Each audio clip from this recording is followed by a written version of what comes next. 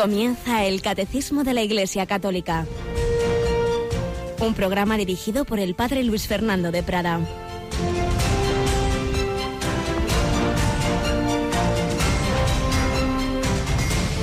Alabados sean Jesús, María y José. Muy buenos días, muy querida familia de Radio María. En este miércoles, día que tradicionalmente ha habido un recuerdo a esa figura tantas veces escondida y olvidada de San José.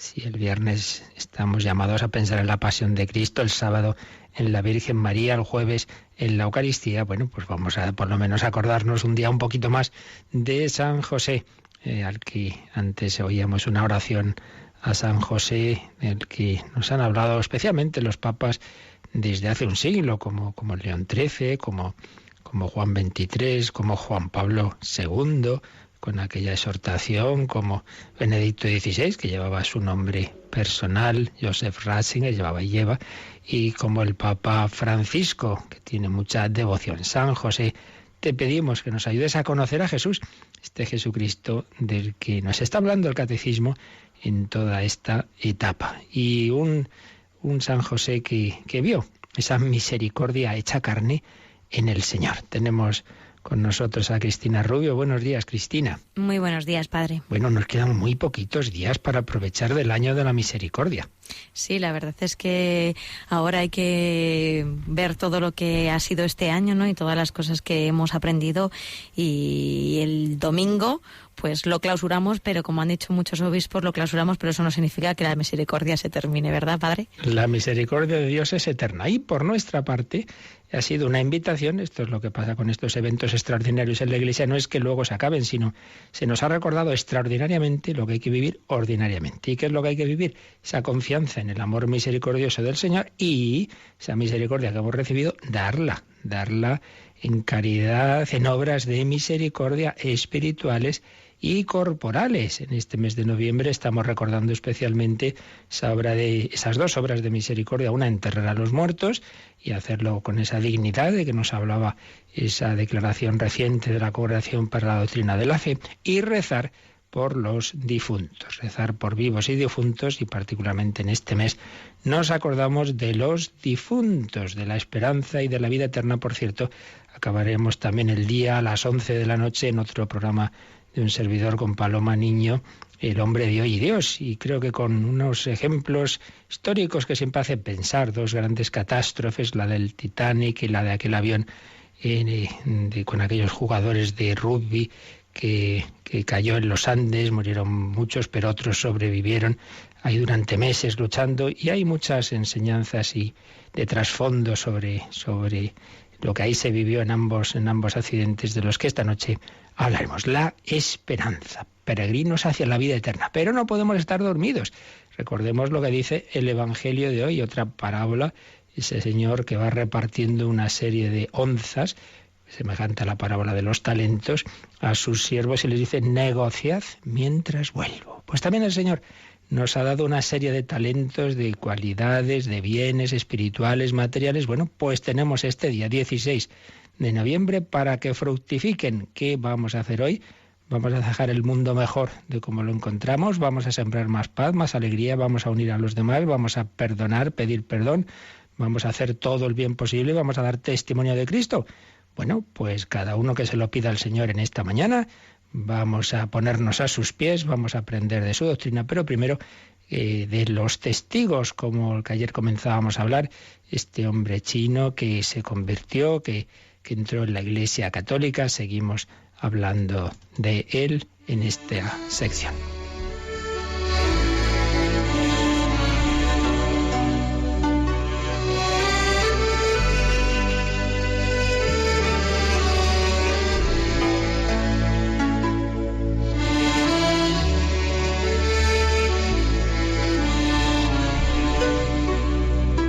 Habíamos ayer comenzado a resumir un artículo de Jesús Amado en la revista Star, que a su vez resumía el libro autobiográfico en el que Wu Qin-xiun, o como se diga, un autor chino, narraba su conversión con el título del confucianismo al catolicismo. Un hombre que, recordábamos, había nacido al final del siglo en 1899, en una familia que profesaba el confucianismo, aunque luego él más bien estaba en el agnosticismo.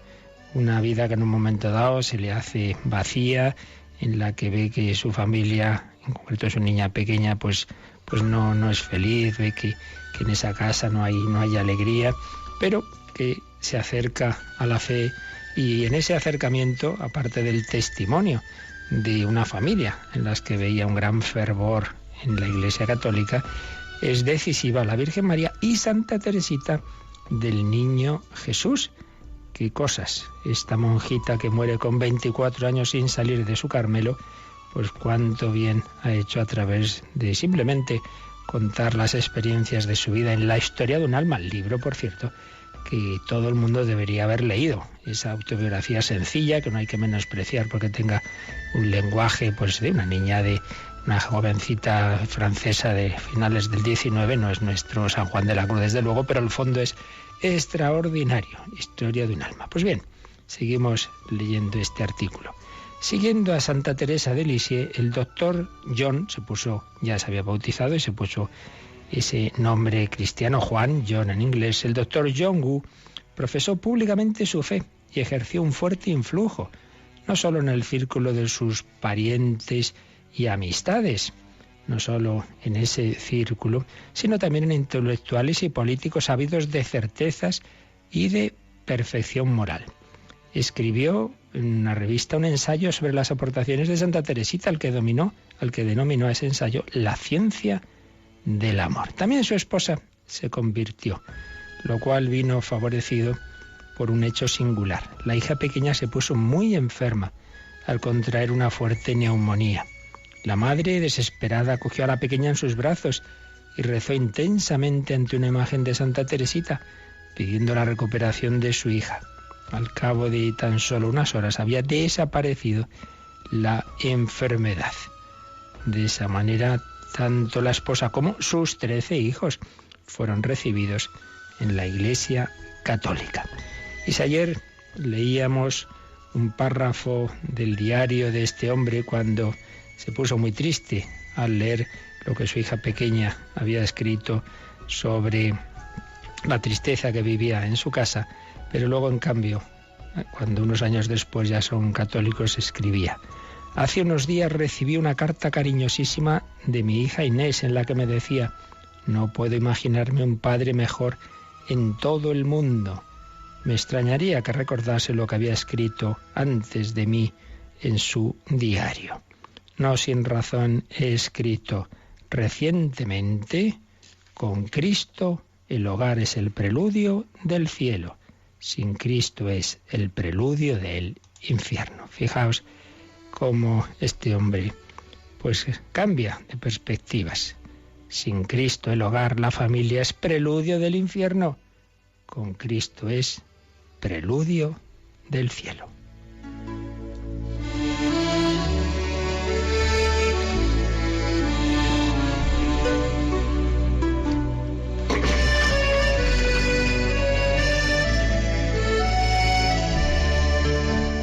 El amor que el doctor John Woo sentía por la Iglesia Católica quedará reflejado en esta frase: toda mi vida he estado buscando una madre y al fin la he encontrado en la Iglesia Católica.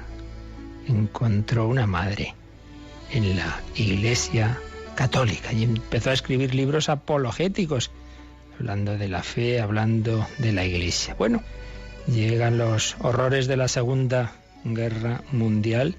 Ahí en esos años va a hacer una traducción espléndida de los Salmos y del Nuevo Testamento, que recibió la felicitación de varios obispos.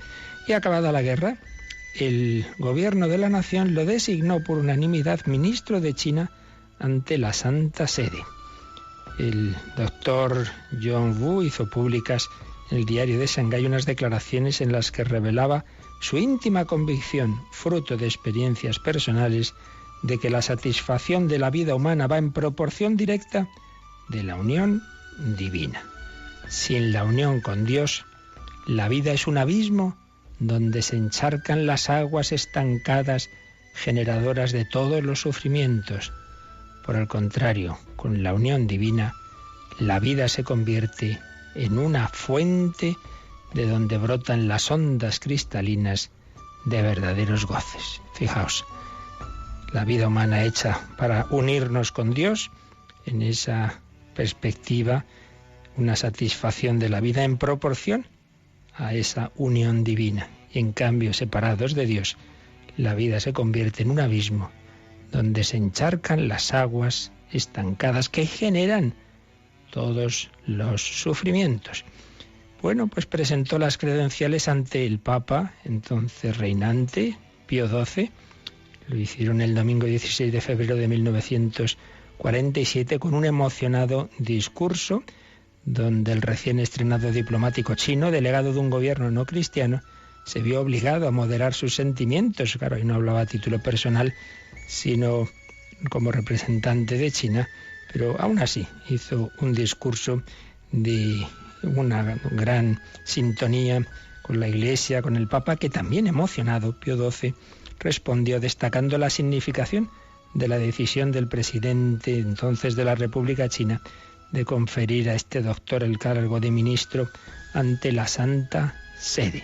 Al finalizar la audiencia, el doctor John, seguido por un nutrido séquito de personalidades eclesiásticas y de guardias suizos, se encaminó a la Basílica de San Pedro. En ella primero adoró al Santísimo Sacramento y después se fue a postrar ante la tumba de San Pedro. Era la primera vez que un representante del gobierno chino veneraba el sepulcro del Príncipe de los Apóstoles. Podemos imaginarnos en esa gran basílica en la que hay las imágenes de tantos santos. Podemos imaginarnos a San Francisco Javier, aquel que había muerto con ese deseo de visitar China, y podemos imaginarnos a Santa Teresita del Niño Jesús, que tanto había influido en la conversión de este hombre, ambos patronos de las misiones, cómo sonreirían desde el cielo. El doctor Wu falleció en Taiwán en 1986, rodeado del cariño de sus 11 hijos, uno de ellos, por cierto, sacerdote. Las obras de Dios nuestro Señor, Jesucristo es Redentor de todos. Jesucristo quiere darnos a todos la gracia, la fe, el sentido de la vida, la esperanza y, en definitiva, que lleguemos a la vida eterna.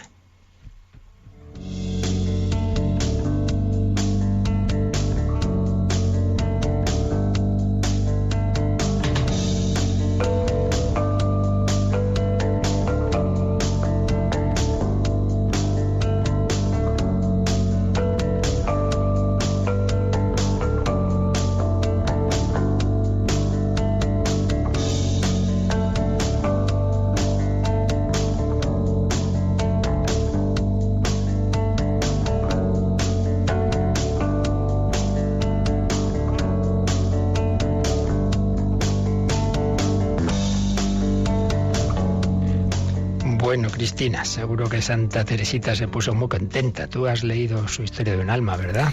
Sí, es uno de mis libros preferidos. Lo aconsejamos a todos los oyentes, Sí. ¿verdad? Sí. Porque además se lee con mucha facilidad y ha sido instrumento de conversión, para ser más precisos, de infinidad de personas y de acercamiento a una vida cristiana más intensa. Pues quién le iba a decir que este hombre chino, pues a través de Santa Teresita ingresa en la Iglesia Católica. Y es que Jesucristo es Salvador de todos los hombres. A propósito de lo que estamos viendo en el Catecismo a partir del número 599, que ya hemos leído un par de días, pero antes de proseguir con los números concretos, estábamos profundizando en el trasfondo de lo que aquí se nos expone. Estamos llegando pues a esa pasión de Cristo. Jesús ha sufrido, ha muerto por todos, es Redentor de todos, no solo con la pasión, muerte y resurrección, sino con toda su vida. Pero decíamos que hay que entrar un poquito, profundizar en la teología que está detrás de la redención, en esta gran verdad,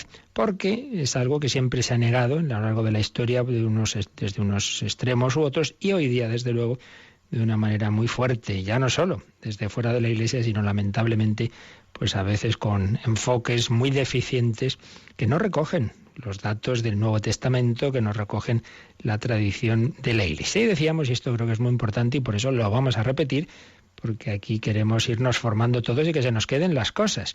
Si algo debe quedarnos de toda esta larga exposición de cristología que llevamos ya meses aquí haciendo en el catecismo es que en Jesús tenemos que fijarnos quién es Jesucristo, su persona y cuál es su misión. Lo primero es lo que se suele exponer en la cristología. Lo segundo, la misión de Cristo, pues se suele llamar la soteriología. Todo, por supuesto, en definitiva es lo mismo porque todo es sobre Él, pero distinguimos sobre esa identidad de Cristo, su persona, y sobre su misión. Su persona, bueno, y ahí todo ese esfuerzo de siglos de la Iglesia en su magisterio, en sus grandes primeros concilios, para precisar los datos que estaban en el Nuevo Testamento, que aquí no se inventa nada, pero se precisa con palabras más técnicas, digamos así, lo que estaba dicho de otra forma en el Nuevo Testamento. A saber, que Jesús es verdadero Dios, Dios de Dios, luz de luz, segunda persona de la Trinidad, un Dios que es único pero no solitario, un Dios que es familia, un Dios que es Padre, Hijo y Espíritu Santo, pues esa segunda persona se hace hombre. Y entonces Jesús, sin dejar de ser esa segunda persona divina, tiene un yo divino, tiene una naturaleza divina, pero asume una naturaleza humana. Y eso lo expresa la Iglesia con esos términos, una persona en dos naturalezas. Poníamos hace tiempo aquel ejemplo, yo puedo meter mi brazo derecho en un balde de agua caliente, mi brazo izquierdo en uno de agua fría. Entonces yo, la única persona, yo, Luis Fernando, tengo frío en mi brazo izquierdo y calor en mi brazo derecho, pero soy yo el mismo. Pues bien, Jesucristo, el Hijo de Dios, la segunda persona de la Trinidad, puede morir y muere, de hecho, en su naturaleza humana y sufrir, y a la vez estar siempre vivo y ser eterno en su naturaleza divina. Puede saber absolutamente todo en su conocimiento divino y tiene que aprender en su conocimiento experiencial humano.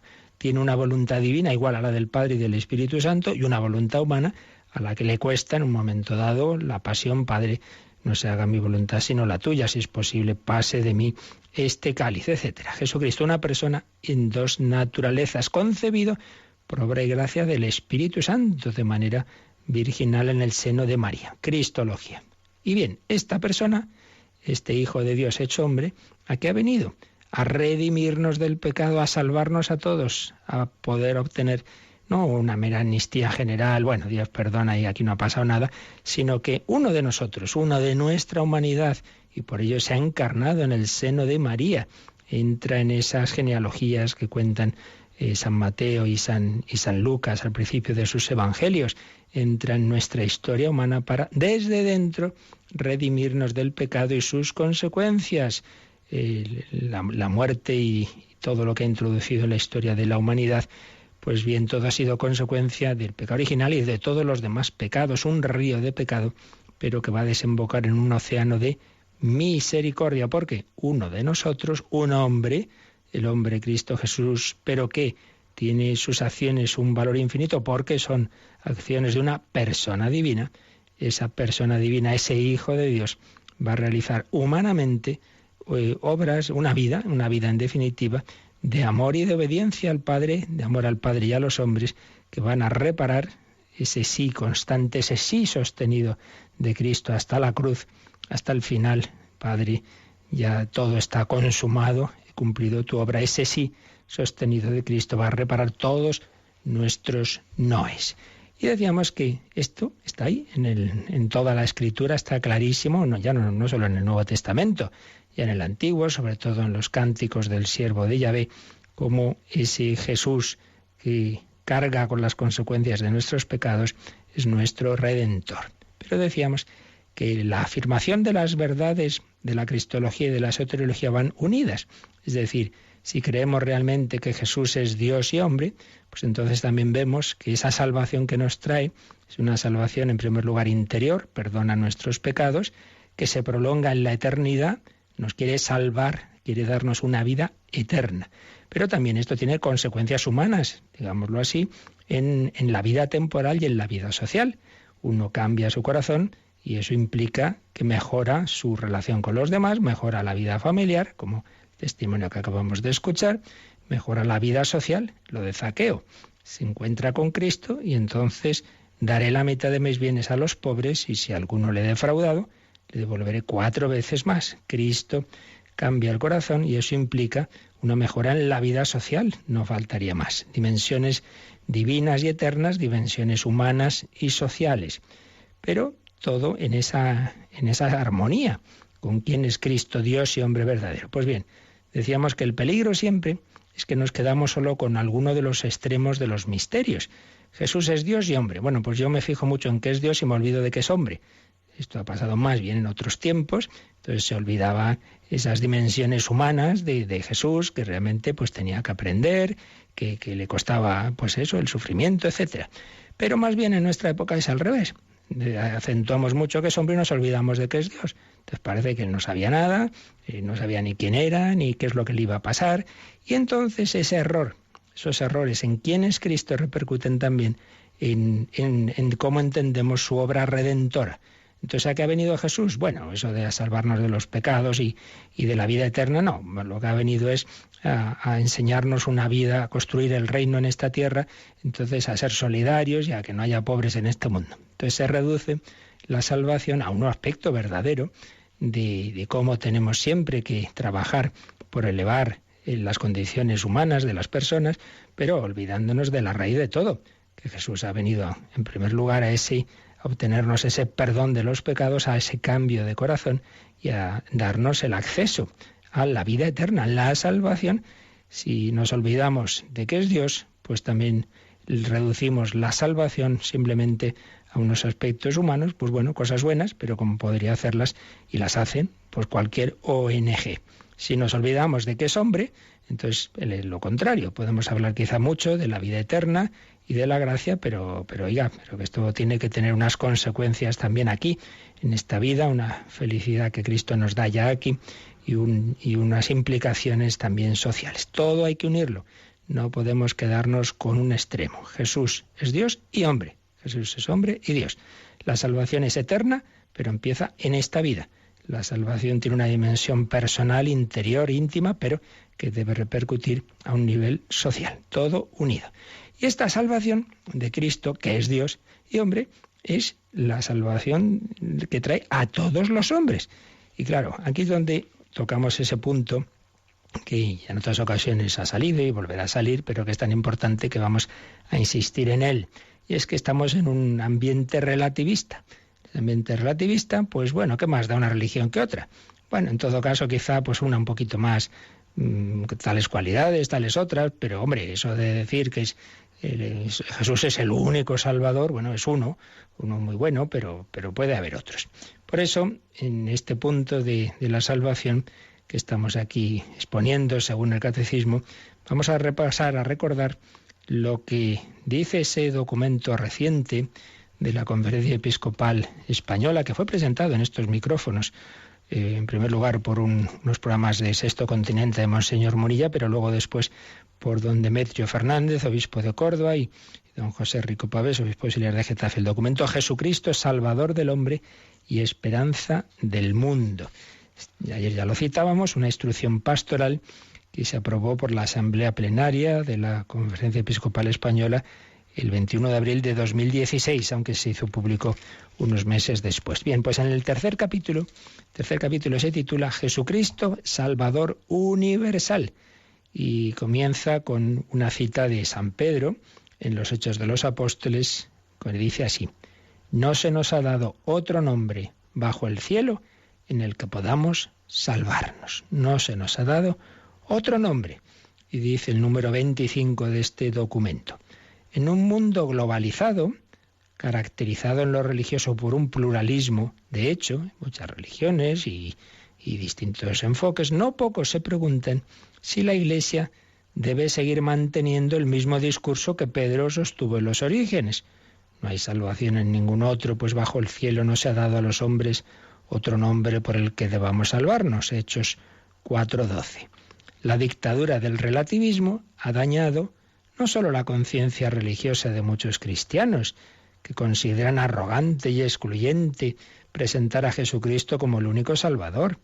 A no pocos les parece que sería más acorde con la mentalidad contemporánea reconocer que la salvación se encuentra también fuera de la mediación de Cristo y de la Iglesia, y reconocer por esto mismo que tiene múltiples caminos ordinarios que conducen a ella. Debilitados en su identidad cristiana, hay quienes cuestionan la necesidad del anuncio evangélico, ¿Para qué vamos a ir a las misiones? ¿Para qué vamos a ir a China? ¿Para qué vamos a ir a tal sitio al otro a anunciar a Cristo? Y a fin de cuentas da igual, todo el mundo se salva por unos caminos o por otros, da igual ser cristiano que ser confucionista, que ser lo que sea. Hay quienes cuestionan la necesidad del anuncio evangélico. Confunden el diálogo interreligioso con el diálogo ecuménico entre la Iglesia Católica y otras iglesias y comunidades eclesiales, o ignoran cómo deben armonizarse ambos diálogos con la irrenunciable tarea misionera de la Iglesia. Quizá aquí algunos haya perdido cuando dice que hay quien confunde el diálogo interreligioso con el diálogo ecuménico. Es que hay que precisar. Normalmente reservamos la palabra ecumenismo a las relaciones entre cristianos que somos unos católicos y otros de otras comunidades, pero cristiano, para ser cristiano hay que creer en la Santísima Trinidad y en Jesucristo como Dios, claro, Dios y hombre verdadero. Entonces somos cristianos. Entonces ahí está el diálogo ecuménico. Luego hay cosas que nos diferencian, pero por lo menos coincidimos en que somos cristianos. Eso es el ecumenismo. En cambio, diálogo interreligioso se usa para el diálogo con otras religiones no cristianas, con el Islam, con el judaísmo, con las religiones orientales, etc. Pues dice, hay quienes confunden uno con otro. Y también quienes no acaban de ver cómo se armoniza el diálogo, sea ecuménico, sea interreligioso, con el anuncio misionero. El ecumenismo, hombre, vamos a hacer lo posible por fijarnos en lo que nos une, rezar juntos, hacer cosas buenas juntos. Y entonces, porque muchas veces, como dice el Papa Francisco, hay que empezar por ahí, por la oración y por las obras de caridad juntos, y muchas veces son temas más que de cabeza, son heridas que hay en el corazón, que cuando se va rezando juntos y haciendo buenas cosas juntos se van superando. Entonces, bueno, pues, pero eso no quiere decir que ese buscar todo lo posible en la unidad, renunciemos a la verdad. No es tú cedes en esto, yo cedo en lo otro, hacemos aquí un mejunje, ¿verdad? Y entonces, ¿qué más da que si son 7 sacramentos o que son 5? No es eso. Hay que armonizar el diálogo ecuménico y el diálogo interreligioso con el anuncio de decir, mira, yo creo que esta es la plenitud de la verdad, pues yo creo que está aquí. Bien, pues esto es un poquito el número introductorio a este capítulo. Y luego pues ya va entrando más en lo que es este misterio de la redención y afirmando que Jesús es Señor de todos, una expresión que aparece también en los Hechos de los Apóstoles, Hechos 10:36. Jesús es Señor de todos. Y eso no es arrogancia, que desprecie a las demás religiones, sino el reconocimiento gozoso de que Cristo se nos ha manifestado, sin mérito de nuestra parte. No es que seamos mejores que nadie, pero si se nos ha manifestado esa revelación de Dios, en Cristo lo tenemos que anunciar. Y aquí es donde viene el punto clave, lo que decíamos antes de que muchas veces el problema está en que no tenemos una adecuada concepción de Jesucristo. Dice así este documento. En Jesús de Nazaret no vemos al hombre buscador de Dios, sino a Dios hecho hombre, que ha venido a la búsqueda de cada ser humano. Jesús no es un fundador más, un hombre más que buscaba a Dios y que se unió especialmente a Dios. No, es al revés, es el Dios que ha venido a buscar al hombre. Claro, si no tenemos esa fe, pues entonces ya no somos cristianos, entonces lógico que ya entendamos la salvación de otra forma muy distinta, muy reductiva. Jesús no es un hombre buscador de Dios, sino el Dios hecho hombre, que ha venido a la búsqueda de cada ser humano, de todos y de cada uno. Por eso Jesucristo es el único mediador de todos los hombres. Eso no quiere decir que digamos que el que no esté dentro de la Iglesia no se pueda salvar. Lo que quiere decir es que aunque se pueda salvar, será siempre por medio de Cristo, un Cristo que vive en la Iglesia y recibirá pues una gracia de Dios extraordinaria que le invitará también a él. No sabemos cómo, esto es un misterio de la gracia de Dios, en algunos casos sí lo sabemos, como los casos que hemos contado de personas que reciben esa gracia de conversión ya en vida, pero otros pues quizás sea en ese momento de la muerte pues una gracia de Dios que les invite a abrirse al Señor Jesús, al Verbo hecho carne. Pero bueno, eso queda en el misterio de Dios. Lo que sabemos es que todo el que se llegue a Dios en la eternidad, todo el que se salve, desde luego se salva por Jesucristo. No hay otro camino. Es el único mediador. Y este fue uno de los temas en que más insistió en su fecundísimo pontificado San Juan Pablo II, que decía como esa mediación única y universal de la salvación en Cristo es la vía establecida por Dios mismo, y de ello Cristo tiene plena conciencia. Y por ello Juan Pablo II pues insistió en la necesidad de la misión. No ha terminado la necesidad de anunciar a todos a Jesucristo, de llevarle hasta los confines del mundo, como hizo él, hasta su último suspiro, abrir las puertas a Cristo, el único Redentor. Y, dice el documento, sostuvo con fuerza profética esa necesidad de la misión cristiana frente a los que sostenían que ya era la hora de cambiar el anuncio de Cristo por una acción meramente filantrópica y humanitaria.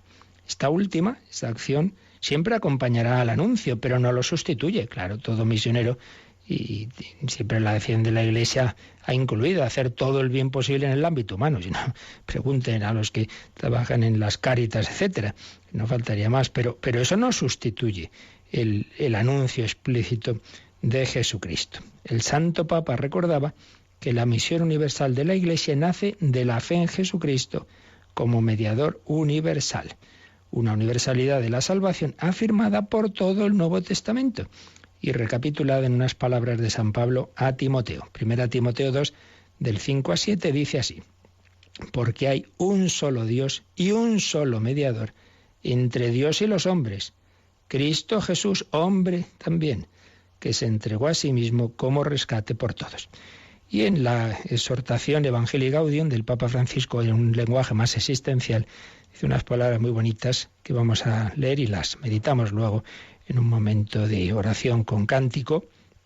Y decía así el Papa: no se puede perseverar en una evangelización fervorosa si uno no sigue convencido por experiencia propia de que no es lo mismo haber conocido a Jesús que no conocerlo.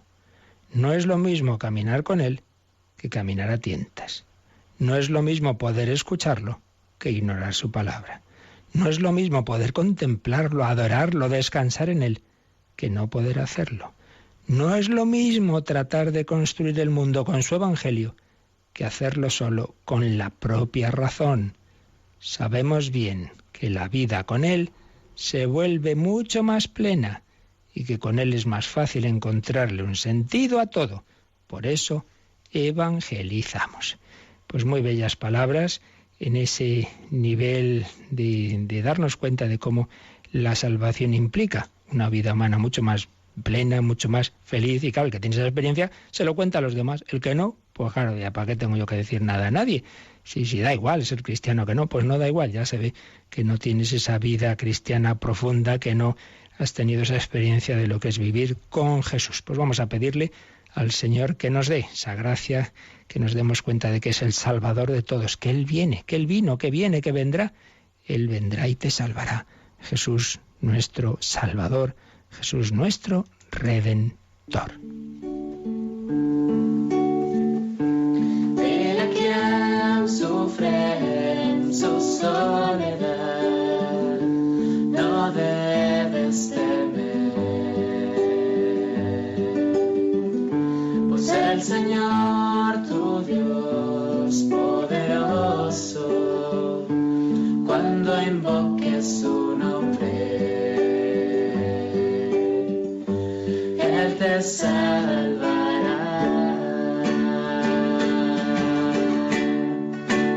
Él vendrá y te salvará. Él vendrá y te salvará. Dile al cansado que Él pronto volverá. Él vendrá y te salvará. Él vendrá y te salvará. Él vendrá y te salvará. Alza tus ojos hoy, Él te levantará. Él vendrá y te salvará.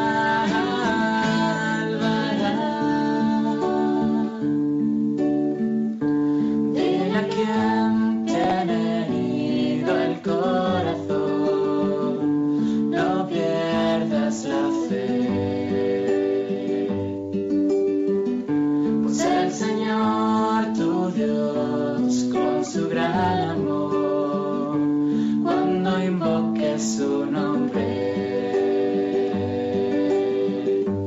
Él te salvará.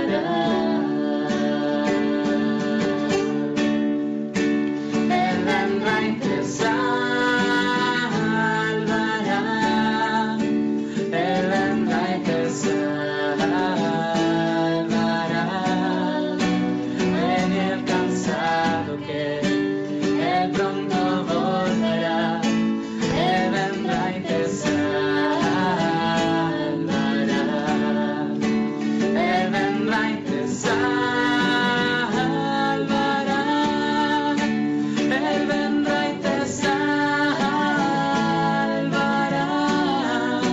Alza tus ojos hoy, Él te levantará. Él vendrá y te salvará.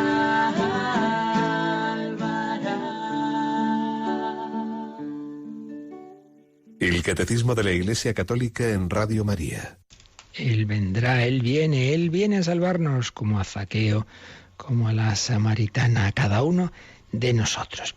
Estamos resumiendo cómo expone ese misterio de que todos estamos llamados a esa salvación en Cristo, Salvador universal, mediador universal, en ese documento de la Conferencia Episcopal Española, Jesucristo, Salvador universal.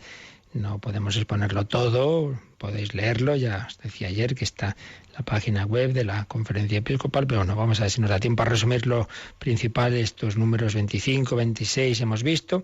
Luego, a partir de 27, dice, Él es el primero y el último. ¿Por qué ya en la antigüedad grecorromana y desde luego hoy nos cuesta concebir que el Salvador de todos sea un hombre? Porque nos cuesta concebir que lo universal se concrete en la carne de Jesucristo.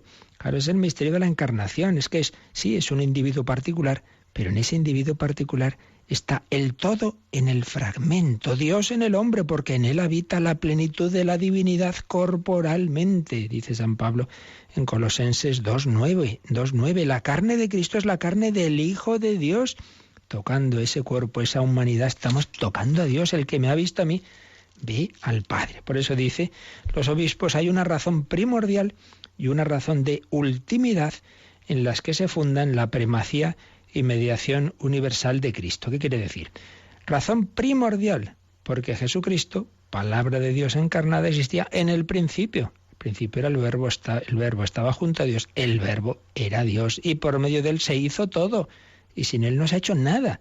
Es que ese hombre es el creador. Por eso Jesús podía decir en sus diatribas con sus adversarios, antes que Abraham existiese, soy yo. Razón primordial y razón escatológica, razón de ultimidad, porque Cristo, elevado de la tierra, atrajo así a todos los hombres, introduciendo a la humanidad con él en el tiempo final. Un Señor Jesús primero y último, alfa y omega, ante el cual podemos y debemos todos postrarnos como Santo Tomás y decir, Señor mío y Dios mío, tú eres mi Dios y Salvador, confiaré y no temeré.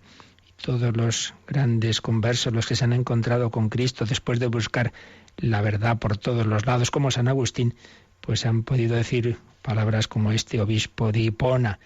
Esto lo supo hacer el artífice, nadie desespere. El que hizo, restauró. El que formó, reformó. Y el Vaticano II tiene unas palabras preciosas que recoge también este documento episcopal. En el número 45 de la Gaudium et Spes decían los obispos del mundo entero en el concilio: el Señor es el fin de la historia humana, el punto donde convergen los deseos de la historia y de la civilización, centro del género humano, gozo de todos los corazones y plenitud de sus aspiraciones.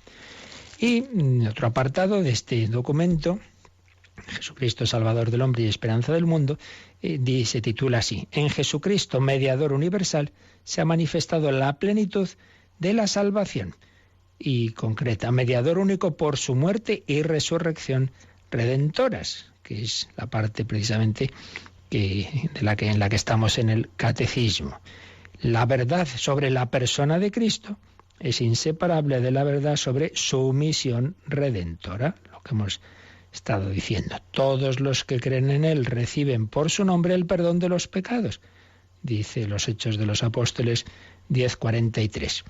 Y se cita en documento fundamental para todo este tema, y la declaración Dominus Jesus de la Congregación para la Doctrina de la Fe, pero refrendada de una manera muy, muy especial, con la autoridad del Santo Padre Juan Pablo II en el jubileo del año 2000. El punto central, la afirmación fundamental de esa declaración Dominus Jesus era esta: debe ser firmemente creída como verdad de fe católica que la voluntad salvífica universal de Dios uno y trino es ofrecida y cumplida una vez para siempre en el misterio de la encarnación, muerte y resurrección del Hijo de Dios.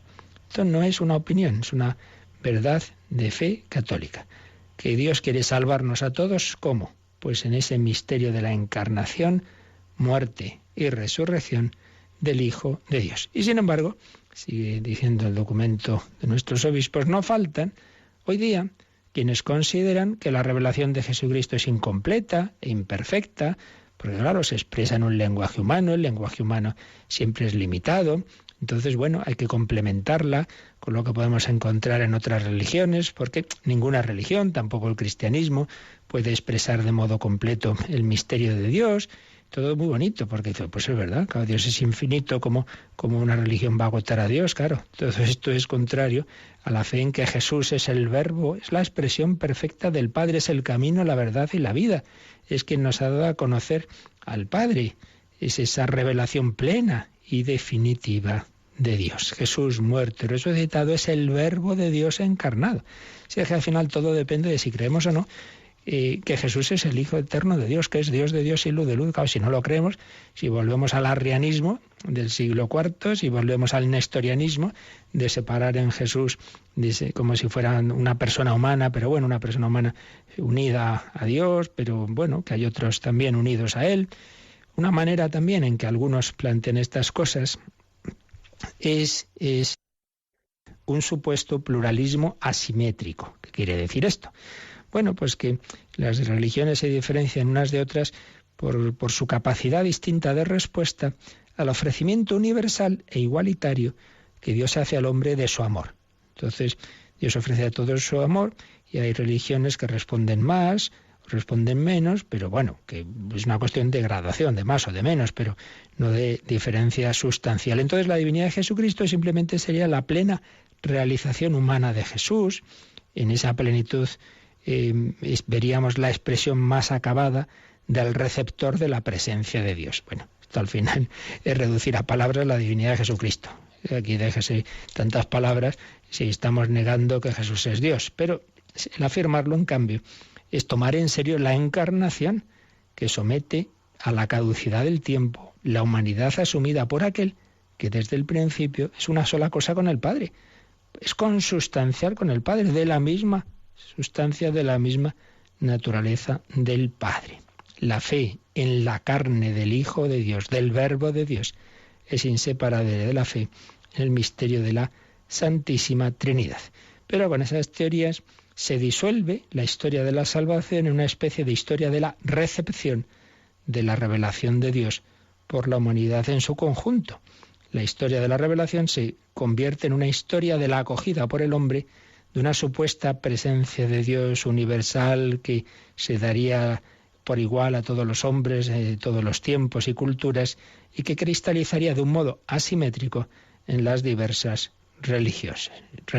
Entonces se diluye la historia de la salvación que ocurrió en el pueblo elegido y en Jesucristo en una historia general de la revelación entendida de esta forma. Bueno, aquí quizá son cosas que a algunos se pueda perder un poco, no importa, por lo menos que nos suene, pues eso, que existen estas teorías que de una manera o de otra pues se separan de esa fe del Nuevo Testamento y de toda la historia y tradición de la Iglesia, de ver en Jesús esa plena revelación de Dios. Otros separan el Verbo y Jesús. Bueno, el Verbo sí, el Logos, ese es el Salvador de todos, pero bueno, Jesús fue una de sus encarnaciones, pero el Logos también se ha podido encarnar en otros personajes, en otras religiones, o hay una acción salvífica del Verbo como Dios independiente de la humanidad de Jesús, una separación entre el Logos y Jesucristo que responde a una concepción múltiple de la de la presencia del Verbo de Dios. En todas las religiones estaría el Verbo de Dios, pero no pensemos que solo en ese Jesús de Nazaret. Entonces el pluralismo de hecho se convierte en un pluralismo de derecho. Es bueno que haya muchas religiones complementarias, todas son imperfectas, porque al separar al Verbo de la humanidad que asumió en la encarnación, pues quedaría, entonces ya, pues bien, ese Verbo puede actuar de muchas formas complementarias. Bueno, con todo ello, desde luego nos estamos separando de esa concepción cristiana, que repito, está más que presente en todo el Nuevo Testamento y en toda la tradición y en todos los santos, esa concepción cristiana que nos muestra el carácter absoluto de la revelación de Dios en Cristo y por ello su misión salvífica universal.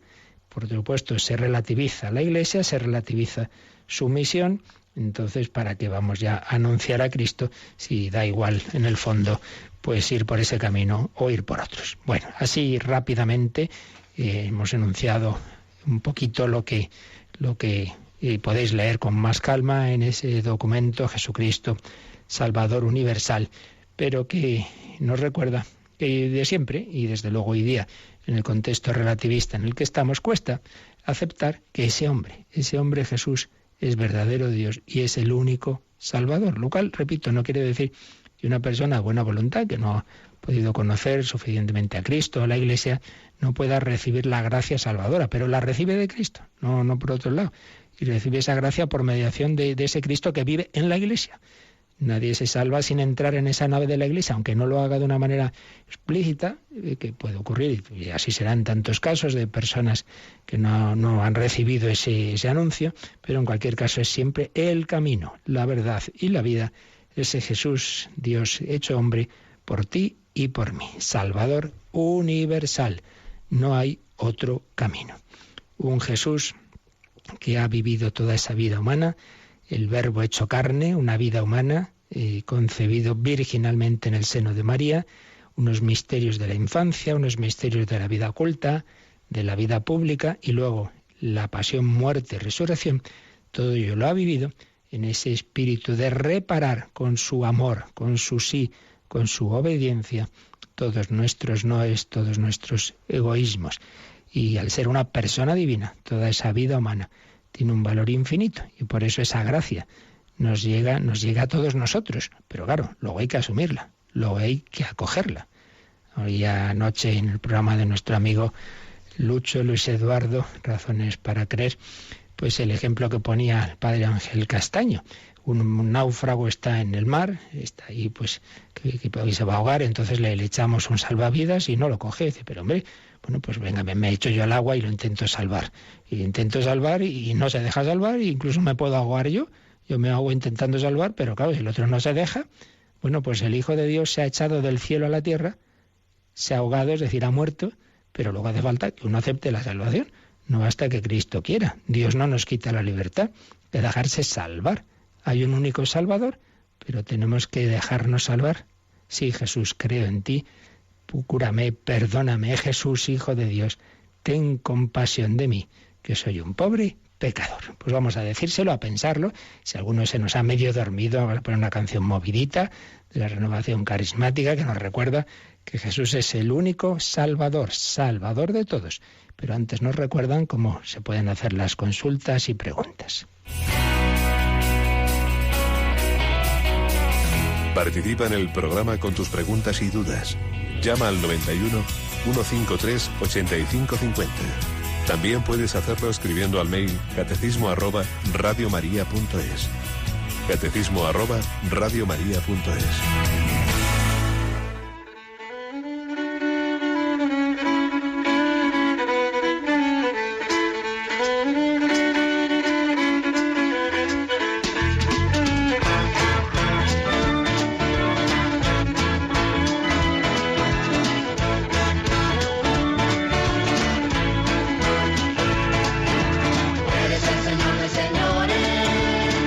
Salvador para mí, eres Salvador para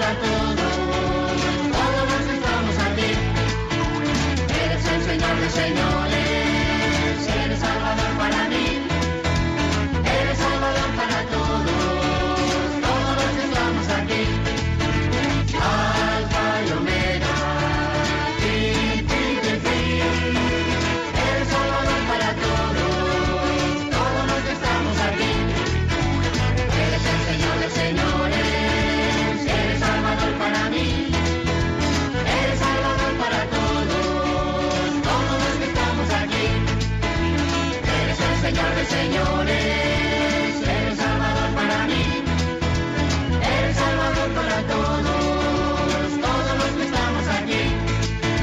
Alfa y Omega, fin, eres Salvador para todos los que estamos aquí. Eres el Señor de señores, eres Salvador para mí, eres Salvador para todos los que estamos aquí. Eres el Señor de señores, Eres Salvador de señores, Salvador de todos, de todos. Precisamente teníamos pendiente una pregunta de Mario García que dice: el otro día tuve una conversación o charla con unos testigos de Jehová, discutíamos sobre el sentido de las velas, que si había dicho esto Monseñor... Monseñor Munilla, que había dicho que dónde estaban los testigos de Jehová hace más de 2000 años, en tiempos de Jesús. Y ellos me contestaron que el primer testigo de Jehová fue Caín. Bueno, pues muy bien, si aquí se pueden decir muchas cosas, ¿verdad? Lo que quería decir, Monseñor Munilla, es una cosa de sentido común que es muy importante, muy importante. Cuando viene cualquier grupo, y hay que distinguir grupos serios y comunidades eclesiales, pues con cosas en que estamos separados, pero gente seria, por así decir, de tantos grupúsculos que han ido naciendo en los últimos siglos, muy particularmente en Estados Unidos, y muchas veces auténticas sectas con ese espíritu sectario. Entonces, el punto clave siempre es el siguiente. O sea, usted dice que usted es el que interpreta bien a Jesucristo, ¿no? Y la Biblia. Los demás hemos estado aquí 20 siglos equivocándonos, ¿no? O sea, viene el Hijo de Dios, se hace hombre, nos enseña las cosas y resulta que nada, no nos hemos enterado hasta que ha llegado usted. Entonces, en concreto, los testigos de Jehová resulta que son un grupo fundado por un tal Charles Taze Russell en 1870 en Pensilvania. O sea, que hasta 1870 en Pensilvania y nadie se enteró lo que decía la Biblia. Menos mal que han llegado ustedes y nos lo han explicado. Y por eso decíamos, señor Moría, ¿dónde estaban ustedes? Pues ahí, en el siglo I, cuando empieza el cristianismo. Qué mal organizó las cosas nuestro Señor, ¿no? Que desde entonces hasta en 1870 en Pensilvania nadie se ha enterado. Bueno, pues eso es un poquito lo que se quería decir. Luego, pues por decir, se pueden decir muchas cosas. Incluso tiene una traducción muy mal hecha, horrorosamente hecha de la Biblia, claro, para adaptar la Biblia a las ideas que este señor empieza a decir ahí a finales del siglo XIX. Creo que no hay que darle muchas más vueltas a estos temas. Más serio es lo que nos pregunta María Jesús. Dice, hace poco se habló de la autoría de la pasión y muerte de Jesús. No me quedó claro. Se origina la pasión y muerte de Jesús por la traición de Judas y una parte del pueblo judío que gritaba la muerte de Jesús. Estamos insertos en la cadena de la vida. Somos pecadores por el pecado original. Pero en toda sociedad hay justos e injustos. Unos abrazan el bien y otros el mal. ¿Por qué somos autores de la pasión y muerte de Jesús? Bueno, esto es precisamente lo que vamos a ir viendo en estos próximos días. Pero lo que veníamos a decir es lo siguiente. Hay como dos planos. El plano de los hechos históricos que ocurrieron en tiempo de Jesús, que es lo que estuvimos viendo, ¿no?, en días pasados, esas discusiones, esos grupos de dirigentes, no todos, ya veíamos que hay excepciones, ¿no?, pero muchos de esos dirigentes del pueblo judío que se oponían a Jesús y que piensan que es un blasfemo, etcétera, etcétera, y entonces, bueno, pues le condenan. Pero detrás de eso, Dios permite todo eso, mañana ya lo profundizaremos también, para realizar ese plan de redención que hemos estado diciendo antes, que ese Hijo eterno de Dios ofrece su vida por nosotros. ¿Por qué nosotros somos responsables de ello? Pues porque, en definitiva, en primer lugar, porque Jesucristo es la cabeza de la humanidad. Entonces, Él nos está también viendo a todos, y ahí está nuestra historia. Entonces, Judas le traicionó, sí, y tú y yo le traicionamos tantas veces, y lo mataron, sí, y tantas veces lo matamos en nuestra alma por el pecado mortal, y cuando le hacemos daño a otro, pues Saulo, Saulo, ¿por qué me persigues?, le dirá Jesús a Saulo, porque todos los hombres estamos en Cristo, y entonces lo que yo hago de mal contra mí mismo, contra los demás, se lo hago al propio Jesucristo. Por eso, en último término, todos somos autores de esa pasión, porque el bien y mal que hagamos se lo hacemos al Señor. Pero en fin, ya digo que esto lo iremos profundizando en los próximos días. Pero antes de acabar, me parece que tenemos también una llamada, ¿no, Cristina? Sí, Juan de Valencia quiere saber si nos podemos encomendar a las almas del purgatorio. Bueno, eso es un tema, o sea, por poder, claro, o sea, eso no tiene nada de malo, ¿no? Pero es verdad que es un tema teológicamente no está claro. O sea, que nosotros podemos y debemos rezar por ellos, está claro. Que ellos puedan rezar por nosotros es ya más, es discutible, es dudoso. Pero como no es malo, pues siempre lo podemos hacer. Hay cosas, tenemos que ser conscientes de que hay muchas cosas, muchas dudas que nos surgen, que no hay una respuesta clara en la revelación, en la teología. Cuando no la hay, pues quiere decir que, hombre, que si fuera muy importante la habría, porque lo que realmente nos hace falta a todos para llevar el camino cristiano, para salvarnos y ser santos, eso está claro. Lo que no está claro, que decir, bueno, pues hay muchas cosas que pueden ser, y que como malas no son desde luego, pues se pueden hacer, pero aunque no estemos seguros. Entonces no tenemos claro ese punto desde el otro lado que pueden hacer por nosotros, ¿no?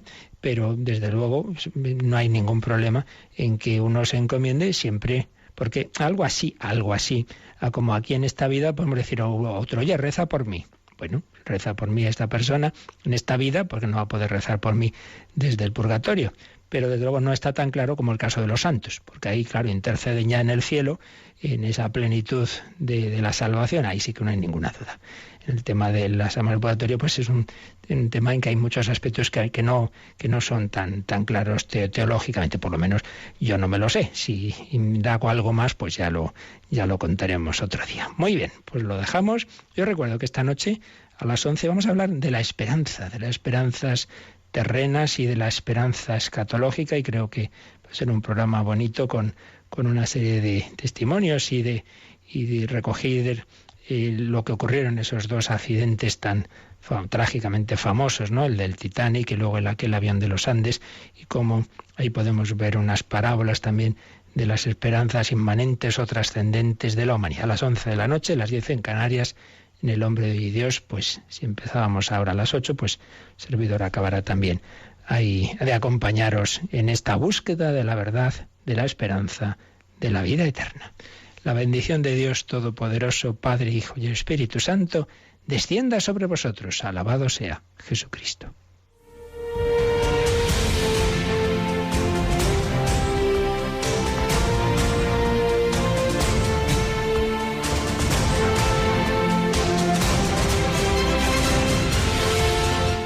Han escuchado en Radio María el Catecismo de la Iglesia Católica. Un programa dirigido por el Padre Luis Fernando de Prada.